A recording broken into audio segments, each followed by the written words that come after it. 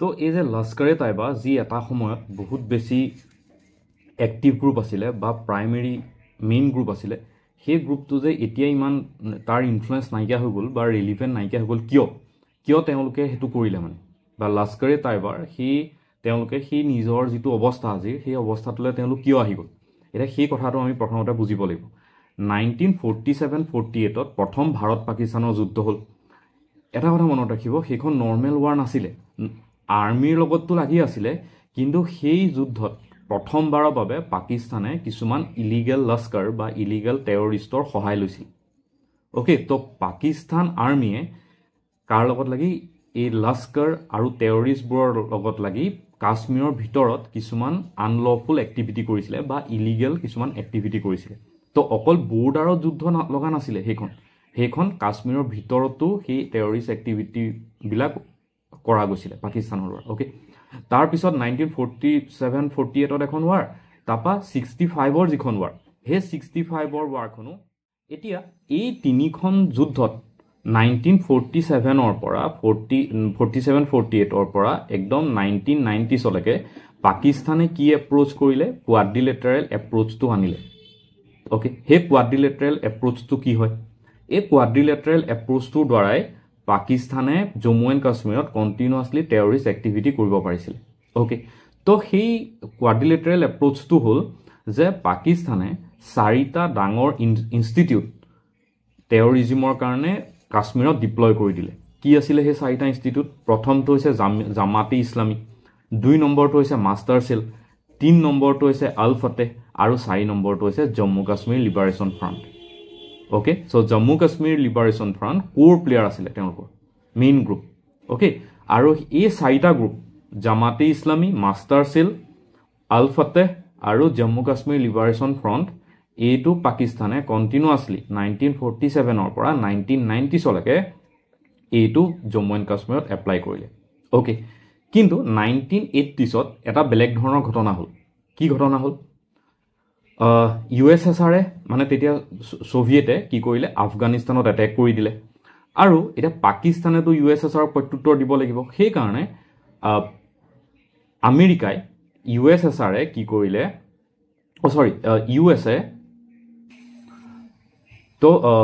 USA কি কৰিলে পাকিস্তানক ব্যৱহাৰ কৰিলে USSRৰ এগেইনষ্টত আফগানিস্তানত ওকে বুজিলো কাৰণ ডাইৰেক্টলি USA ফাইটত নামি যাব নোৱাৰে USSRৰ এগেইনষ্টত তো তেতিয়া তেওঁলোকে কি কৰিলে যে পাকিস্তানক ইউজ কৰিলে যে কাৰণ পাকিস্তান আৰু আফগানিস্তান লগ লাগি আছে যে পাকিস্তানক পইচা আৰ্মছ সব সাপ্লাই দিলে আৰু ক'লে যে তোমালোকে আমাৰ হৈ মানে আফগানিস্তানত যুদ্ধ কৰা USSRৰ এগেইনষ্টত ওকে আৰু সেই কাৰণে 1985ত এটা গ্ৰুপ বনোৱা হ'ল USSR দ্বাৰা পাকিস্তান আৰ্মিৰ হেল্পত সেই গ্ৰুপটোৰ নাম হ'ল মাৰ্কাজু দাৱা আল ইৰছাদ আপোনালোকে চাই ল'ব সেইটো এই যে মাৰ্কাজু দাৱা আল ইৰছাদ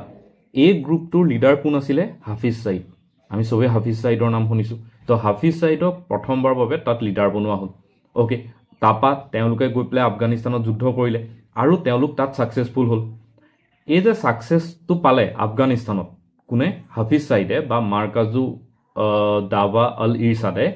সেই কাৰণে হাফিজ সাইদক কি কৰিলে যে কাশ্মীৰৰ দায়িত্বটো দিয়া হ'ল ওকে তো ৰিৱাৰ্ড হিচাপে কাশ্মীৰৰ কামাণ্ড কি দিয়া হ'ল হাফিজ সাইদক দিয়া হ'ল যে তুমি যিবোৰ তাত এক্টিভিটি কৰিছিলা সেই এক্টিভিটিবোৰ এতিয়া ক'ত ইয়াত জম্মু এণ্ড কাশ্মীৰত কণ্টিনিউ কৰা তো 1985ত মাৰ্কাজু দাৱা ফৰ্ম হ'ল ওকে তো তেওঁলোকে আফগান থিয়েটাৰত সোভিয়েটৰ এগেইনষ্টত যুদ্ধ কৰিলে 1988ত US আৰু USSR যুদ্ধ শেষ হ'ল আফগানিস্তানত যুদ্ধ শেষ হ'ল 1989ত পাকিস্তানৰ যিটো ISIS শুনিছো ISISৰ কথা তেওঁলোকে এটা আৰ্ম ব্ৰাঞ্চ বনালে হেতুৰ নাম দিলে লস্কৰে তাইবা ওকে তো 1989ত লস্কৰে তাইবা ফৰ্ম কৰিলে পাকিস্তান আৰ্মিয়ে ISIS লগত লগ লাগি ওকে আৰু 1990ত তেওঁলোকে কি কৰিলে যে জম্মু এণ্ড কাশ্মীৰত যিবোৰ আৰ্ম এক্টিভিটি হ'ব সেই আৰ্ম এক্টিভিটিবোৰৰ কাৰণে বা টেৰৰিষ্ট এক্টিভিটিবোৰৰ দায়িত্ব কাক দিয়া হ'ল লস্কৰে তাইবাক দিয়া হ'ল ওকে ওকে, তো এতিয়া দুটা গ্ৰুপ হ'ল। এটা হৈছে মাৰ্কাজু দাৱা আল ইৰছাদ, যিটোৰ লিডাৰ হৈছে হাফিজ ছঈদ, যাক আফগানিস্তানৰ পৰা জম্মু এণ্ড কাশ্মীৰ থিয়েটাৰলৈ অনা হ'ল। আৰু এটা গ্ৰুপ যিটো পাকিস্তান আৰু ISIS বনালে, সেইটো হৈছে লস্কৰ এ তাইবা। লস্কৰ এ তাইবাটো তেওঁলোকক পুৰা বন্দুক, বাৰুদ, ৱেপন যি লাগে, পইচা সব আনি ছাপ্লাই দিলে আৰু ক'লে যে তোমালোকে এতিয়া জম্মু এণ্ড কাশ্মীৰত সেই টেৰৰিষ্ট এক্টিভিটিবোৰ আকৌ ষ্টাৰ্ট দিব লাগে। ওকে, এতিয়া এইখিনিতে পাকিস্তানৰ এটা প্ৰব্লেম হ'ল। প্ৰব্লেম কি হ'ল যে 1990 পাকিস্তানত আৰু এটা গ্ৰুপ আছিলে, অলৰেডি মই আপোনালোকক কৈছোঁ, সেইটো হৈছে জম্মু কাশ্মীৰ লিবাৰেশ্যন ফ্ৰণ্ট। এই যে জম্মু কাশ্মীৰ লিবাৰেশ্যন ফ্ৰণ্ট, তাৰ যিখিনি লোকেল মানুহ, সেই লোকেল মানুহবিলাক মোবিলাইজ কৰি পেলাই, তেওঁলোকক ৰেডিকেলাইজ কৰি পেলাই সেই গ্ৰুপটো বনোৱা হৈছিলে। মানে জম্মু কাশ্মীৰ লিবাৰেশ্যন ফ্ৰণ্ট কোনো টেৰৰিষ্ট গ্ৰুপ নাছিলে। ওকে, তেওঁলোকে জাষ্ট জম্মু কাশ্মীৰৰ অট'নমি বিচাৰিছিলে। তেওঁলোকৰ আইডিঅলজিটো টোটেলি বেলেগ আছিলে। ওকে, তেওঁলোকে পাকিস্তানৰ হৈ কাশ্মীৰত যুদ্ধ কৰিবলৈ অহা নাছিলে। তেওঁলোক সেই তাৰ লোকেল মানুহখিনি, যিসকল ইণ্ডিয়াৰ এগেইনষ্টত বা অলপ তেনেকুৱা ইছলামিক জিহাদ মাইণ্ডছেট আছিলে, তেওঁলোকক লৈ সেই জম্মু কাশ্মীৰ লিবাৰেশ্যন ফ্ৰণ্ট বনোৱা হৈছিলে। আৰু তেওঁলোকৰ আইডিঅলজি বেলেগ, তেওঁলোকৰ এক্টিভিটিবিলাকো বেলেগ আছিলে। ওকে, সেইকাৰণে তেওঁলোকে জম্মু কাশ্মীৰত বেলেগ ধৰণে ইমান 1947 পৰা 90লৈকে সেই এটা তেওঁলোকৰ নিজৰ ফ্ৰীডমৰ কাৰণে যুদ্ধ কৰি আছিলে। যেতিয়া লস্কৰ এ তাইবা আহি গ'ল, তেতিয়া কি হ'ল, তেওঁলোক এই দুইটা গ্ৰুপৰ মাজত কিছুমান কনফ্লিক্ট ষ্টাৰ্ট হৈ গ'ল। যে তেওঁলোকে জম্মু কাশ্মীৰ লিবাৰেশ্যন ফ্ৰণ্টে বেলেগ ধৰণে এক্টিভিটি কৰিব ষ্টাৰ্ট কৰিলে। লস্কৰ এ তাইবাৰ আইডিঅলজি বেলেগ, তেওঁলোকৰ এক্টিভিটি বেলেগ। তো লস্কৰ এ তাইবা আৰু ISIS মিলি কি কৰিলে যে এই যে জম্মু কাশ্মীৰ লিবাৰেশ্যন ফ্ৰণ্ট, যিটো বহুত দিনৰ পৰা তেওঁলোকে নিজৰ অট'নমিৰ কাৰণে, ফ্ৰীডমৰ কাৰণে যুদ্ধ কৰি আছিলে, তেওঁলোকক ছাপ্ৰেছ কৰা বা তেওঁলোকক এই থিয়েটাৰটোৰ পৰা ৰিমুভ কৰাৰ এটা প্লেন বনালে। যে কেনেবাকৈ এই জম্মু কাশ্মীৰ লিবাৰেশ্যন ফ্ৰণ্টক ইয়াৰ পৰা আমি ৰিমুভ কৰিব লাগিব জম্মু এণ্ড কাশ্মীৰৰ পৰা, নহ'লে তেওঁলোকে আমাৰ প্লেনিঙত ডিষ্টাৰ্ব কৰিব। সেইকাৰণে সেই জম্মু কাশ্মীৰ লিবাৰেশ্যন ফ্ৰণ্টক নাইকিয়া কৰিবৰ কাৰণে বা তেওঁলোকক ছাপ্ৰেছ কৰিবৰ কাৰণে কিহৰ জন্ম দিলে? হিজবুল মুজাহিদিন। তো হিজবুল মুজাহিদিনৰ জন্ম দিয়াৰ কাৰণটো কি? যে তেওঁলোকে যাতে জম্মু কাশ্মীৰ লিবাৰেশ্যন ফ্ৰণ্ট, যিবোৰ তাৰ লোকেল ইউথ বা লোকেল মানুহৰ আইডিঅলজিৰ পৰা বনিছিলে, সেইটো কি কৰিবৰ কাৰণে, আউট কৰিবৰ কাৰণে সেই কি কৰিলে, ইনষ্টিটিউটটো বনালে, হিজবুল মুজাহিদিন। ওকে, তো এতিয়া মনত ৰাখিম যে 1990ত আমি খেলটো চেঞ্জ দেখিছোনে? এটা ফ্ৰণ্ট যিটো হৈছে এইমাত্ৰ মই ক'লোঁ হিজবুল মুজাহিদিন। হিজবুল মুজাহিদিনৰ কাম কি? যে তেওঁলোকে anyhow Jammu and Kashmir liberation ফ্ৰণ্টক ছাপ্ৰেছ কৰিব লাগে। ওকে, আৰু এটা ফ্ৰণ্ট ওপৰত পঢ়ি আহিলোঁ, সেইটো হৈছে লস্কৰ এ তাইবা। লস্কৰ এ তাইবাৰ একদম মেইন গ'লটো হৈছে যে জম্মু কাশ্মীৰত কণ্টিনিউৱাছলি টেৰৰিষ্ট এক্টিভিটি কৰি থাকিব লাগে আৰু ভিতৰত সোমাই এনেকুৱা ধৰণৰ মানে ডিষ্টেবিলাইজ কৰি থাকিব লাগে জম্মু কাশ্মীৰখন। ওকে, আৰু এটা পাকিস্তান আৰ্মিয়ে কি কৰিলে যে এই গোটেই অৰ্গেনাইজেশ্যনকেইটাক হেল্প কৰিবৰ কাৰণে এটা অভাৰগ্ৰাউণ্ড নেটৱৰ্ক এটা বনালে। এই অভাৰগ্ৰাউণ্ড নেটৱৰ্কটোৰ কাম হৈছে যে এই যিমানবোৰ গ্ৰুপ এতিয়া জম্মু কাশ্মীৰত আহি বহিছেহি হ'ল নিজৰ এক্টিভিটিবোৰ কৰিবলৈ, তেওঁলোকক যাতে ইনফৰমেশ্যন প্ৰভাইড কৰিব। তো যিবোৰ চোৰাংচোৱা এক্টিভিটি, সেই চোৰাংচোৱা এক্টিভিটিবোৰ কৰিবৰ কাৰণে পাকিস্তান আৰ্মিয়ে এটা নতুন গ্ৰুপ বনালে। ওকে, তো সেই গ্ৰুপটো কি হয়? সেই গ্ৰুপটোৰ নাম হৈছে ইউনাইটেড জিহাদ কাউন্সিল বা অল পাৰ্টি হুৰিয়াত কনফাৰেন্স। ওকে, তো ইউনাইটেড জিহাদ কাউন্সিল বা অল পাৰ্টি হুৰিয়াত কনফাৰেন্স। তো ইয়াৰ কাম টেৰৰিষ্ট এক্টিভিটি বা তেনেকুৱা বন্দুক লৈ যুদ্ধ কৰা নহয়। তেওঁলোকৰ হৈছে যে চোৰাংচোৱা এক্টিভিটিবোৰ কৰিব। ইণ্ডিয়ান আৰ্মি বা ইণ্ডিয়ান গভৰ্ণমেণ্টৰ যিবোৰ ভিতৰুৱা খবৰ, সেই খবৰবোৰ আনি এই লস্কৰ এ তাইবা, হিজবুল মুজাহিদিন বা এনেকুৱা গ্ৰুপবিলাকক পাকিস্তান আৰ্মি, ISIS তেওঁলোকক দিব আৰু তেওঁলোকে সেইবোৰ নিজৰ মতে ব্যৱহাৰ কৰিব। ওকে, এইটো হৈছে এটা অভাৰগ্ৰাউণ্ড নেটৱৰ্ক। ওকে, কিন্তু ইয়াতে প্ৰব্লেম কি হ'ল? তো মাছুদ আজহাৰক কি কৰিলে যে ইণ্ডিয়ান আৰ্মিয়ে কাশ্মীৰৰ পৰা এৰেষ্ট কৰিলে আৰু সেই মাছুদ আজহাৰক বচাবৰ কাৰণে 1998ত IC-814 ইনচিডেণ্ট হ'ল। এই যে IC-814 ইনচিডেণ্ট, সেই ইনচিডেণ্টটো তাত কি কৰিলে যে মাছুদ আজহাৰৰ হৈ পেলাই, ওকে, কেইজনমান মানুহে কি কৰিলে, ইণ্ডিয়ান এয়াৰলাইনৰ প্লেন এখন হাইজেক কৰিলে আৰু ডিমাণ্ড কৰিলে যে মাছুদ আজাহাৰক এৰি দিব লাগে তো মাছুদ আজাহাৰক তেনেকৈ ৰিলিজ কৰাই পেলাই পাকিস্তানলৈ লৈ গুচি গ'ল অ'কে তাৰ পিছত মাছুদ আজাহাৰ ৰিলিজ হৈ গ'ল আৰু মাছুদ আজাহাৰ যেতিয়া 2000ত পাকিস্তান পালেগে ইণ্ডিয়াৰ পৰা গৈ তো মাছুদ আজাহাৰে এটা নতুন গ্ৰুপৰ জন্ম দিলে পাকিস্তানত সেইটো হৈছে জৈশ-ই মহম্মদ অ'কে তো এতিয়া 1990sৰ পিছত সেই যে চাৰিটা গ্ৰুপৰ কথা কৈছিলোঁ সেই চাৰিটা গ্ৰুপ টোটেলি ৰিপ্লেচ হৈ এতিয়া নতুন গ্ৰুপ এটা হ'ল নতুন গ্ৰুপ চাৰিটা হ'ল মানে এতিয়া যোনটো কোৱাড্ৰিলেটাৰেল এপ্ৰোচ পাকিস্তানৰ সেই কোৱাড্ৰিলেটাৰেল এপ্ৰোচটো সাংঘাতিককে চেঞ্জ হৈ গ'ল তো কি হ'ল এতিয়া কোৱাড্ৰিলেটাৰেল এপ্ৰোচটো কি যে চাৰিটা নতুন গ্ৰুপ বনিলে কি সেই চাৰিটা নতুন গ্ৰুপ এক নম্বৰটো হৈছে লস্কৰ-ই-তাইবা 2 নম্বৰটো হৈছে জৈশ-ই মহম্মদ 3 নম্বৰটো হৈছে অল পাৰ্টি হুৰিয়াত কনফাৰেন্স আৰু নেক্সটটো হৈছে হিজবুল মুজাহিদিন তো গোটেই কেইটাৰে বেলেগ বেলেগ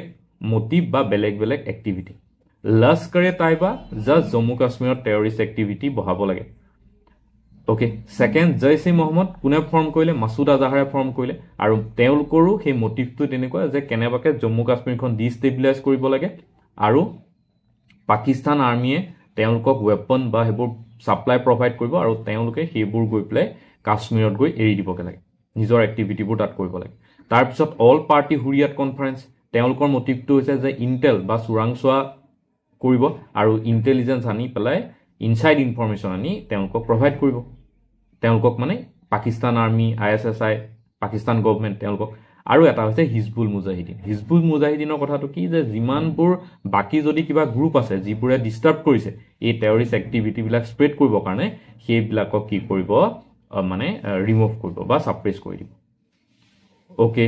বুজি পালো তো এতিয়া খেলটো বেলেগ হৈ গ'ল মানে এতিয়া চাৰিটা নতুন গ্ৰুপ আহি গ'ল আৰু চাৰিটা নতুন গ্ৰুপৰ সবৰে পাৰ্ট ৰোল কি হ'ব হেতু ভাগ কৰি দিয়া হ'ল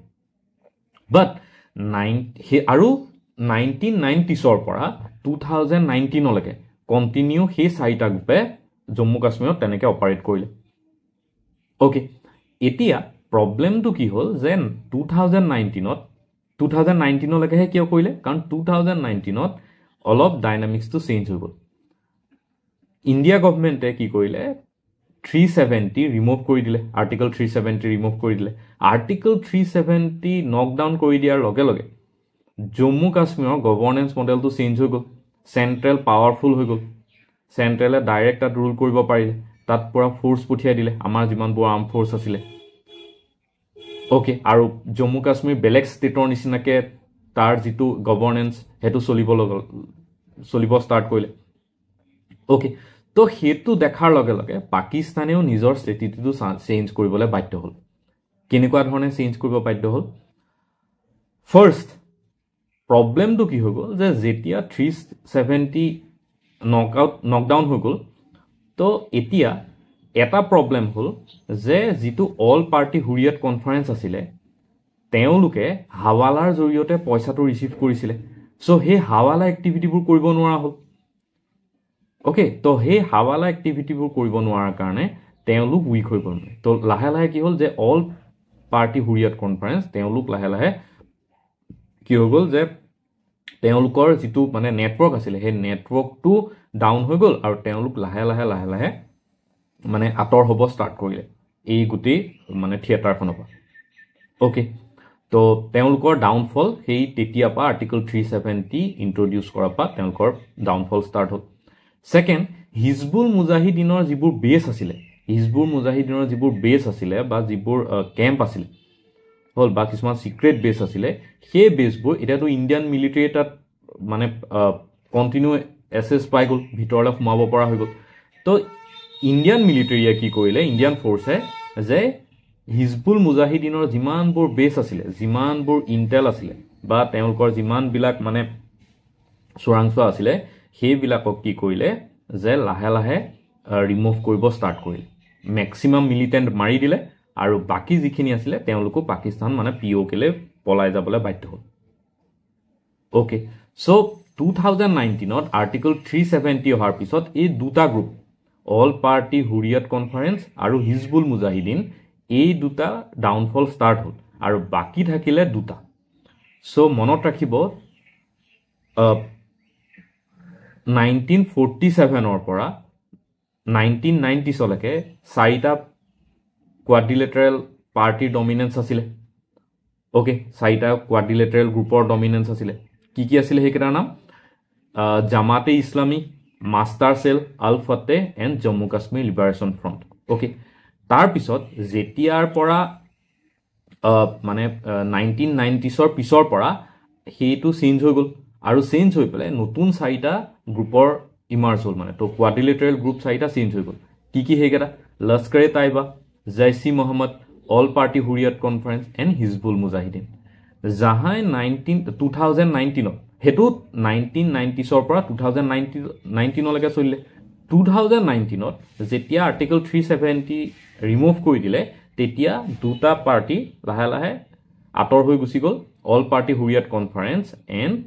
হিজবুল মুজাহিদিন আৰু এতিয়া মাত্ৰ দুটা গ্ৰুপ হে বাছিলে মানে সো হে কোৱাড্ৰিলেটাৰেল গ্ৰুপটো এতিয়া বাইলেটাৰেল গ্ৰুপলৈ কনভাৰ্ট হ'ল কি হে দুটা লস্কৰে তাইবা আৰু জৈছি মহম্মদ তো এতিয়া গোটেই দায়িত্বটো লস্কৰে তাইবা আৰু জৈছি মহম্মদৰ ওচৰলৈ আহি গ'ল ওকে এতিয়া প্ৰবলেমটো কি হ'ল যে পাকিস্তানে ডিসাইড কৰিলে যে কোনো পধ্যে এই দুটা গ্ৰুপ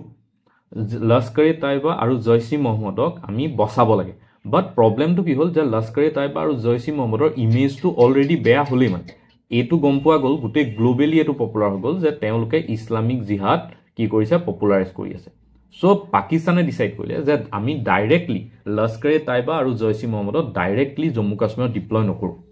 কিয় কাৰণ তেওঁলোকৰ ইমেজটো বেয়া আৰু মানে ইণ্ডিয়ায়ো সেইটো সুবিধা ল'ব তো তেওঁলোকে কি কৰিলে যে এই দুইটা গ্ৰুপৰ দুটা ডুপ্লিকেট ফৰ্ম উলিয়ালে মানে লস্কৰে তাইবাৰ এটা মানে সব সেম জাস্ট নামটো চেঞ্জ কৰি পেলাই এটা ডুপ্লিকেট গ্ৰুপ বনালে যিটোৰ নাম দিলে ৰেজিষ্টেন্স ফ্ৰণ্ট তো ৰেজিষ্টেন্স ফ্ৰণ্ট হ'ল আপোনালোকে যেতিয়া নিউজত ৰেজিষ্টেন্স ফ্ৰণ্ট শুনিব তাৰ মানে হৈছে এইটো লস্কৰে তাইবা আৰু এটা জৈছি মহম্মদৰ এটা ডুপ্লিকেট গ্ৰুপ বনালে সেইটোৰ নাম হৈছে পিপল এণ্টি ফাচিষ্ট ফ্ৰণ্ট তো resistance front and people anti fascist front হেতু একো নহয় ৰেজিষ্টেন্স ফ্ৰণ্ট মানে হৈছে লস্কৰে তাইবা আৰু পিপল এণ্টি ফাচিষ্ট ফ্ৰণ্ট মানে হৈছে জৈছি মহম্মদ ওকে তো পাকিস্তানে এটা কথা গম পাই গ'ল যে এই যে যিকেইটা নাম আছিলে লস্কৰে তাইবা জৈছি মহম্মদ ইয়াত কিছুমান এইবোৰ ইছলামিক নেম আৰু য'তে ইছলামিক নেমৰ কথা আহে তেতিয়া কি হৈ যায় যে ইছলামিক নেমবোৰৰ ইমেজটোৱে বেয়া তো সেইকাৰণে ৰেজিষ্টেন্স ফ্ৰণ্ট পিপল এণ্টি ফাচিষ্ট ফ্ৰণ্ট তো এনেকুৱা কি কৰিলে যে এনেকুৱা লাগিছে নামটো শুনি যে এইটো এটা ৰিবেল গ্ৰুপ বা এইটো কিবা ষ্টুডেণ্ট ইউনিয়নৰ নাম হ'ল তো পাকিস্তানে নিজৰ ষ্ট্ৰেটেজিটো সলাই কি কৰিলে যে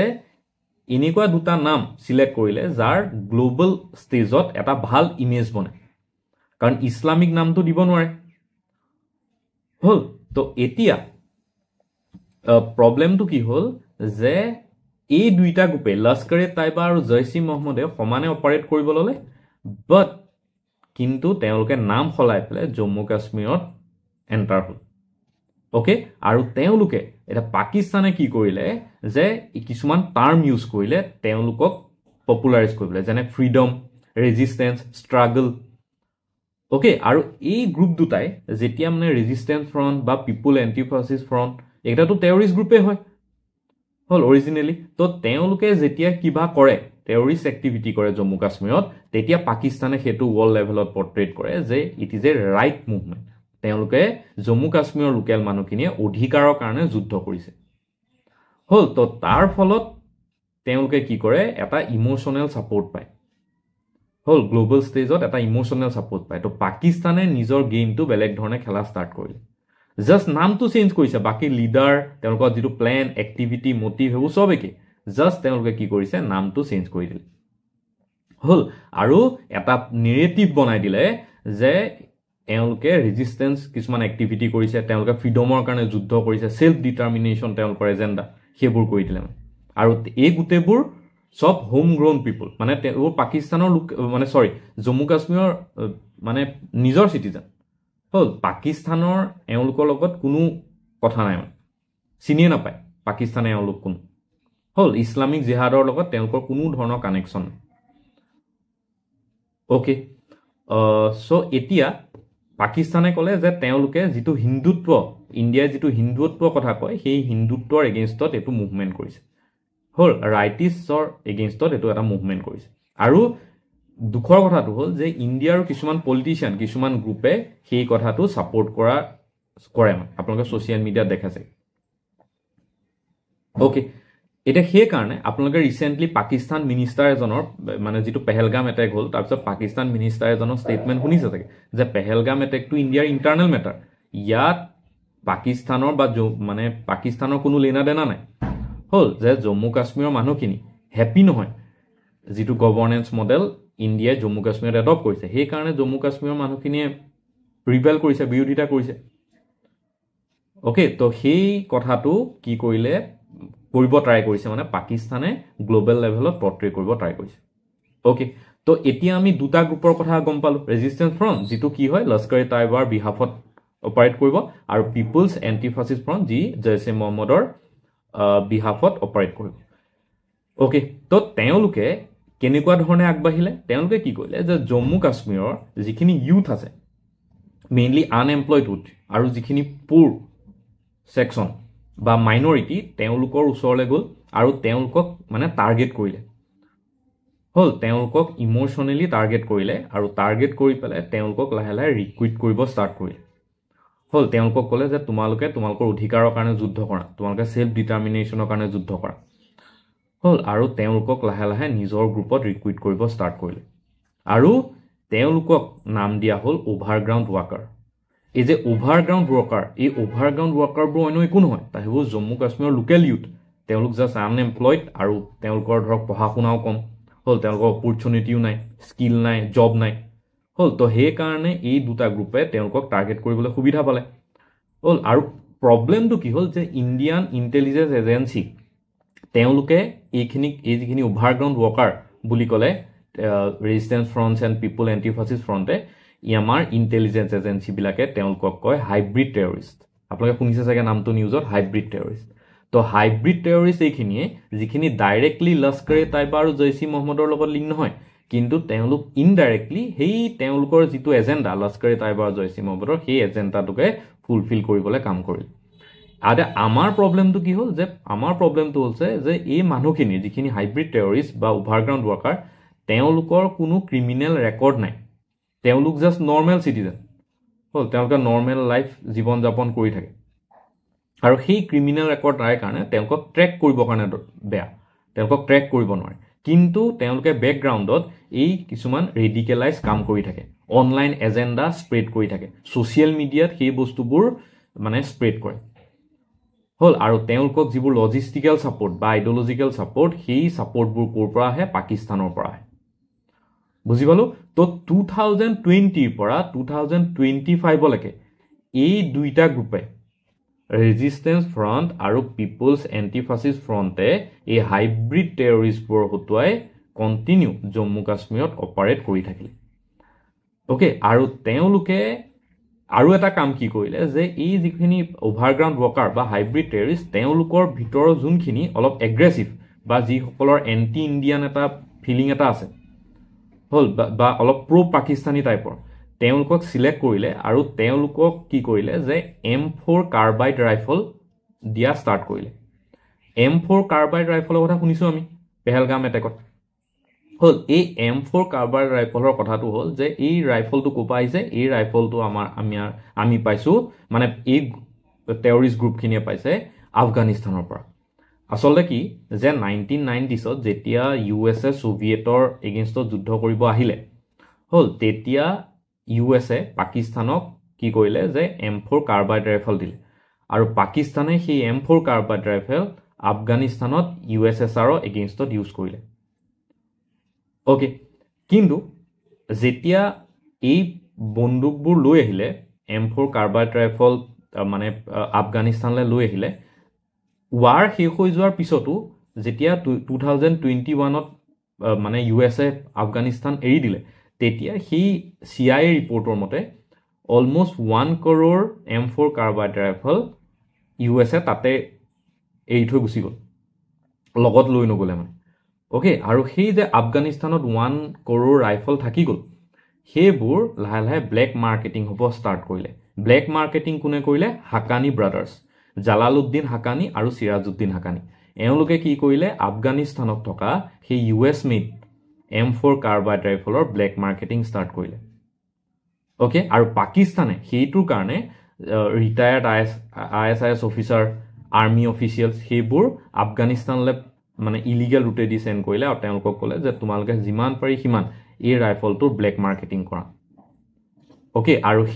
সেইবোৰেই তাৰ পৰা সেই ইলিগেল ৰুটেদি আহি পেলাই জম্মু কাশ্মীৰ পালেহি আৰু ক'ত ইউজ কৰিলে? পেহেলগামত সেই টেৰৰিষ্ট গ্ৰুপখিনি ইউজ কৰিলে। বুজি পালোঁ? যোনবোৰ কোনে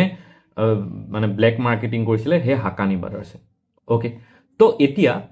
পেহেলগামত পাকিস্তানে নিজৰ ষ্ট্ৰেটেজিটো চেঞ্জ কৰিলে। কেনেকুৱা ধৰণে চেঞ্জ কৰিলে? পাকিস্তানে কি কৰিলে যে তেওঁলোকে ক'লে যে আমি এতিয়া 5টা ষ্টেপ ল'ম, এইটো ষ্ট্ৰেটেজি হ'ব আমাৰ 5 ষ্টেপৰ। অ'কে, কি হ'ব সেই 5 ষ্টেপৰ ষ্ট্ৰেটেজিটো? প্ৰথম কথা হ'ল যে তেওঁলোকে কি কৰিব যে এটা ইনফ্লেমেটৰী স্পিচ দিব। যিকোনো পাকিস্তানৰ মিনিষ্টাৰ বা আৰ্মি চিফে এটা ইনফ্লেমেটৰী স্পিচ এটা দিব, এগ্ৰেছিভ, যিকোনো তেওঁলোকৰ হাই প্ৰফাইল লিডাৰে। সেই স্পিচটো যেতিয়া দিব মিনছ সেই স্পিচটোৱে টেৰৰিষ্ট গ্ৰুপবিলাকক ইনডাইৰেক্টলি এটা ছিগনেল দিছে যে এক্টিভ হ'ব হ'ল। অ'কে, আৰু তাৰপিছত ছেকেণ্ড, সেই স্পিচটোৰ পিছতে এটা হাই প্ৰফাইল এটেক হ'ব জম্মু কাশ্মীৰত বা ভাৰতৰ যিকোনো ৰিজনত। সেই এটেকটোৰ মটিভ কি? তো থাৰ্ড ষ্টেপটো হৈছে যে কাশ্মীৰখন ডিষ্টেবিলাইজ কৰা, অ'কে, বা ভাৰতখন ডিষ্টেবিলাইজ কৰা। ফ'ৰ্থ, এই যে এটেকটো হ'ব পাকিস্তানে কি কৰিব? সেই এটেকটোকে ইণ্টাৰনেশ্যনেল প্লেটফৰ্মত বেলেগ ধৰণে পৰ্ট্ৰেট কৰিব। তাত ক'ব যে মানে কাশ্মীৰৰ যিখিনি মানুহ সেইখিনি ভাৰতৰ গভৰ্নেন্স মডেলটোলৈ একেবাৰে হেপী নহয়, সেইকাৰণে তেওঁলোকে তাত বিদ্ৰোহ কৰিছে, ভাৰতে নিজৰ টুৰিষ্টখিনিকে প্ৰটেক্ট কৰিব নোৱাৰে। তো ফ'ৰ্থ ষ্টেপত পাকিস্তানে সেই এটেকটো ইউজ কৰি পেলাই ইণ্ডিয়াক এম্ব্ৰেছ কৰিব ট্ৰাই কৰিব ইণ্টাৰনেশ্যনেল প্লেটফৰ্মত। অ'কে, আৰু ফিফ্থ লাষ্টত কি কৰিব যে সেইটোৱে এটা ইণ্ডিয়াত কমিউনেল আনৰেষ্ট আনিব। তো এইটো হৈছে নতুন পেটাৰ্ণ, য'ত 5টা ষ্টেপ হ'ব। প্ৰথমতে এটা স্পিচ দিব, স্পিচটোৰ পিছত এটা এটেক হ'ব, হাই প্ৰফাইল এটেক এটা, সেইটোৱে ডিষ্টেবিলাইজ কৰিব কাশ্মীৰক। সেইটোৰে মানে ইণ্টাৰনেশ্যনেল প্লেটফৰ্মত পাকিস্তানে ইণ্ডিয়াক এম্ব্ৰেছ কৰিব ষ্টাৰ্ট কৰিব আৰু লাহে লাহে কি হ'ব? ইণ্ডিয়াত কিছুমান কমিউনেল আনৰেষ্ট ষ্টাৰ্ট হ'ব। অ'কে, আৰু সেই কথাটো আমাৰ ইণ্টেলিজেঞ্চ এজেঞ্চিয়ে ক্ৰেক কৰিলে। আৰু পেহেলগাম এটেকতো ঠিক তেনেকুৱা হ'ল। ফাৰ্ষ্ট কি কৰিলে? যিজন পাকিস্তানৰ আৰ্মি চিফ আসিম মুনিৰ, তেওঁ পাকিস্তানৰ ডায়েস্প'ৰাক এটা স্পিচ দিলে। সেই যিটো স্পিচ আপোনালোকে যদি ইউটিউবত চাই তাত দেখিব যে তেওঁ কিছুমান টাৰ্ম ক'লে, যেনে 2 নেশ্যন থিয়ৰী হ'ল, পাকিস্তান ফ'কাছ অন কাশ্মীৰ হ'ল, তেওঁ এইটো ক'লে যে পাৰ্টিশ্যন ইজ আনফিনিছ বিজনেছ হ'ল, আৰু ক'লে যে তোমালোকে তোমালোকৰ ল'ৰা ছোৱালীখিনিক 2 নেশ্যন থিয়ৰী আৰু কাশ্মীৰৰ বিষয়ে শিকাবা। তো এই যে ইমান এটা ইনফ্লেমেটৰী স্পিচ দিলে, তাৰ মটিভটো এইটো নহয় যে ডায়েস্প'ৰাখিনিক কিবা এটা মেছেজ দিছে। তাৰ মটিভটো হৈছে যে এইটো এটা indirect indication to the terrorist group যে তোমালোক এক্টিভেট হ'ব হ'ল। যিমানবোৰ জিহাদী অৰ্গেনাইজেশ্যন হৈছে তেওঁলোকলৈ গ্ৰীণ ছিগনেল গ'ল যে পাকিস্তান গভৰ্ণমেণ্ট আৰু পাকিস্তান আৰ্মিয়ে গ্ৰীণ ছিগনেল দিছে তোমালোকক যে তোমালোকে এতিয়া নিজৰ কামবোৰ কৰিব পাৰা। অ'কে, আৰু সেই কামটো কেনেকুৱা সময়ত কৰিলে? যেতিয়া US-ৰ ভাইচ প্ৰেছিডেণ্ট JD ভেন্স ইণ্ডিয়ালৈ আহিছিলে। তো আগতো মনত ৰাখিব যে যেতিয়া ইণ্ডিয়াত এটা হাই প্ৰফাইল ভিজিট হয়, সেই হাই প্ৰফাইল ভিজিটৰ সময়ত তেনেকুৱা এটা টেৰৰিষ্ট এক্টিভিটি কৰে যাতে ইণ্ডিয়াক কি কৰিব পাৰে? ডিফেম কৰিব পাৰে এট ইণ্টাৰনেশ্যনেল লেভেল। তো আপোনালোকে ছিকুৱেঞ্চটো বুজিলেনে? যে যেতিয়া US vice president JD veins ইণ্ডিয়ালৈ আহিলে আৰু তাৰ অলপ দিন আগতে আসিম মুনিৰে সেইটো ষ্টেটমেণ্ট দিলে, আৰু তাৰ পিছতে আমাৰ ইয়াত পেহেলগাম এটেকটো হ'ল। আৰু যাহাই পেহেলগাম এটেকটো হ'ল, ইণ্ডিয়াই ইমিডিয়েটলি তাৰ ৰেছপন্সটো দিলে। এতিয়া চাওক, ইণ্ডিয়াৰ ৰেছপন্সটো আমি দুটা ভাগত ভাগ কৰিম। অ'কে, প্ৰথম ভাগটো হৈছে ফাৰ্ষ্ট যে ইণ্ডিয়াই প্ৰথমতে কি কৰিলে যে যিটো ইণ্ডাছ ৱাটাৰ ট্ৰিটি আছিলে সেইটো পুট অন হোল্ডত ৰাখি দিলে হ'ল। ছেকেণ্ড, পাকিস্তানৰ যিমানবোৰ ডিপ্ল'মেট আছিলে সেইবোৰক ছাছপেণ্ড কৰিলে হ'ল। যিমানবোৰ বৰ্ডাৰ আছিলে, আটাৰী বৰ্ডাৰ যোনটোৱেদি মুভমেণ্ট হয় সেইটো শ্বাটডাউন কৰিলে হ'ল। যিমানবোৰ পাকিস্তানী চাৰ্ক ভিজাৰ দ্বাৰা ইণ্ডিয়াত এণ্টাৰ কৰে সেইটো বন্ধ কৰিলে আৰু যিমানখিনি পাকিস্তানী ইণ্ডিয়াত আছিলে তেওঁলোকক ডেডলাইন দিলে যে 1 মে'ৰ ভিতৰত ৰিটাৰ্ণ হ'ব লাগে এই গোটেইবোৰ হৈছে non kinetic response okay non kinetic but তাৰ পিছত যিটো আমি অপাৰেশ্যন সিন্ধু 7 তাৰিখে কৰিলোঁ সেইটো হৈছে কাইনেটিক ৰেছপন্স অ'কে তো নেক্সট ষ্টেপত 7 তাৰিখে ইণ্ডিয়াই কি কৰিলে মানে পাকিস্তান টেৰৰিষ্ট গ্ৰুপৰ ওপৰত এটেক কৰিলে অপাৰেশ্যন সিন্ধুৰ ক'ত মাছুদ আজাহাৰৰ কেম্পত মনত ৰাখিব এটা কথা যে ইণ্ডিয়াই আগতে কি আছিলে যে অকল এই POK বা সেই ৰিজনটোতে আমি উৰি এটেকত চাব পাৰোঁ বা বালাকোটত চাব পাৰোঁ যিখিনি ষ্ট্ৰাইক হৈছিলে তাত আমি POK বা তাৰ ওচৰ পাজৰ এৰিয়াতে থাকোঁ মানে এইবাৰ কিন্তু আমি যিটো কাইনেটিক এটেক দিলোঁ মানে অপাৰেশ্যন সিন্ধুত সেইটো আমি মেইনলেণ্ড পাকিস্তানৰ ভিতৰত গৈ পেলাই পাকিস্তানক এটেক কৰিলোঁ বুজি পালোঁ তো সেই এতিয়া নেক্সট লেকচাৰত মই আপোনালোকক অপাৰেশ্যন সিন্ধুৰ বিষয়ে যিমান পাৰি সিমান ডিটেইলকৈ ক'ম যে অপাৰেশ্যন সিন্ধুৰটো কেনেকৈ আহিলে কিয় আহিলে আৰু কিয় আমি এনেকৈ আনিব লগা হ'ল বা ইয়াৰ বেকগ্ৰাউণ্ডত মটিভটো কি চিজ ফায়াৰ হৈ যোৱাৰ লগে লগে এইটো নাভাবিব যে চব চেছ হৈ গ'ল অ'কে তো এতিয়াও আমাৰ যিটো মানে আমি প্লেন কৰি পেলাই কিবা এটা কৰিছিলোঁ সেই প্লেনিংটো এতিয়াও কণ্টিনিউ হৈ থাকিব অ'কে চ' যদি আপুনি কিবা নজনা কথা গম পালে এই লেকচাৰটোৰ পৰা তেতিয়াহ'লে আপুনি নিজৰ আপোনজনৰ লগত এই ভিডিঅ'টো শ্বেয়াৰ কৰিব পাৰিলে লাইক কৰি দিব অ'কে যদি কেনেবাকৈ নজনা কিবা কথা গম পাইছে তো থেংক ইউ হ'ব নেক্সট ছেশ্যনটোত আৰু এই গোটেই মানে এপিছ'ডটো হ'ল আমাৰ এইটো কণ্টিনিউ কৰিম অ'কে